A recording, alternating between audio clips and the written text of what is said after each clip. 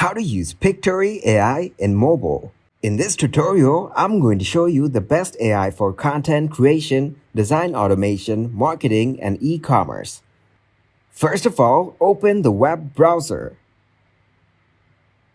Here search Pictory AI app download. Then click to open its site. Once you get into Pictory, scroll down and click on Get Started for free. Click to continue with Google. As you can see, it says we don't support mobile yet. So click on three dots from the top right corner and click on Desktop Site. And now you're signed in to your Pictory account. Click on your account icon from the top right corner and tap on My Account. You can see your account details here.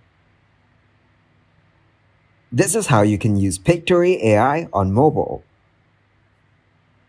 Thanks for watching, and please leave a like, subscribe, and share.